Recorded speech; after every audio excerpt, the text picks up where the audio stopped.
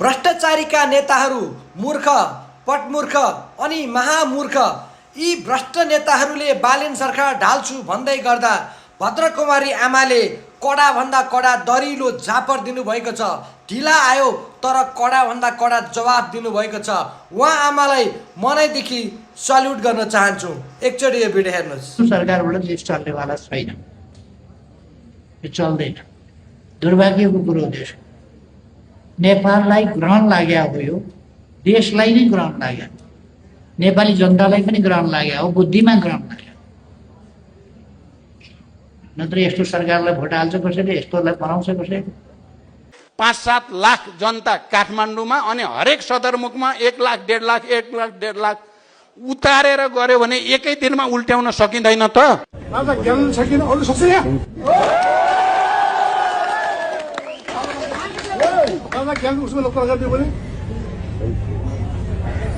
दम्बले के गर्नु, कानुनमा त माननीय चाहिन्छ, 2/3 मत चाहिन्छ। त्यसै मुखले ढलाएर भएर ढङ्ग चाहियो, ढाँचा चाहियो, तरिका चाहियो, कानुन चाहियो, नियम चाहियो। त्यो कानुन नियमदेखि नि ढलिसके, नाङ्गा कोक्राका नानी बनिसके। अब फेरि आउने चुनावमा 2/3 मत ल्याउनु सक्नु पर्यो। 2/3 मत ल्याएका काङ्ग्रेस कस्ता भइसके, खाली एक दुस्रामा लुछाचुडी गरेछ बसेछ। आफ्नो उन्नति प्रगति केही गरौँ भन्ने छैन।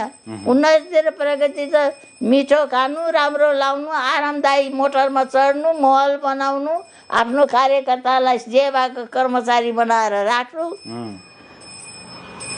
र देश बनाउनु र देशवासीलाई केही सुख दिनु भन्ने छैन यिनीहरूमा।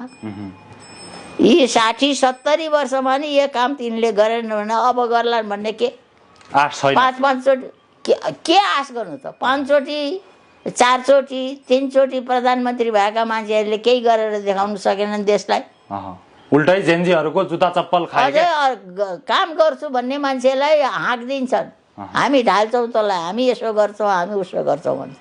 सहयोग गर्नु त कहाँ हो, कहाँ हो। जे गर्नु त गरे 60-70 वर्षमा।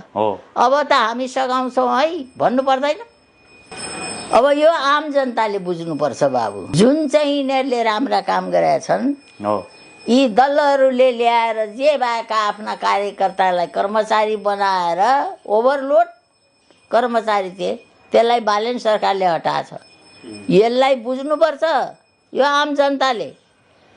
जे भएका विद्यार्थीहरूलाई दलका नेता कार्यकर्ता बनाएर यसो अलिअलि पाकेट खर्च दिएर राजनीति गराइरहेका थिए, तिनलाई सबै बालेन सरकारले हटाएको छ।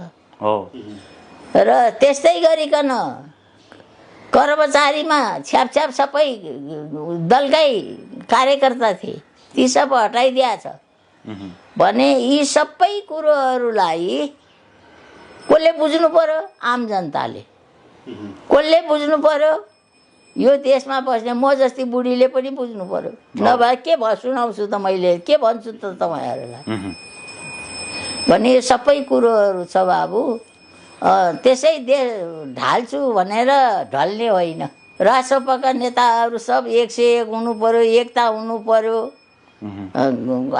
बार आफ्नो क्षेत्रमा जानु पर्यो, सम्पर्क राख्नु पर्यो जनतालाई। उनीहरूको दुःख, उनीहरूको दर्द, उनीहरूको कमी, उनीहरूको कमजोरी के हो सहयोग गर्नु पर्यो। माननीयहरू पुग्नु पर्यो, आफ्नो आफ्नो क्षेत्रमा घुम्नु पर्यो, सहयोग गर्नु पर्यो। भिडियो मन परे लाइक, कमेन्ट, सेयर र फलो पनि गरिदिनु होला। जय नेपाल।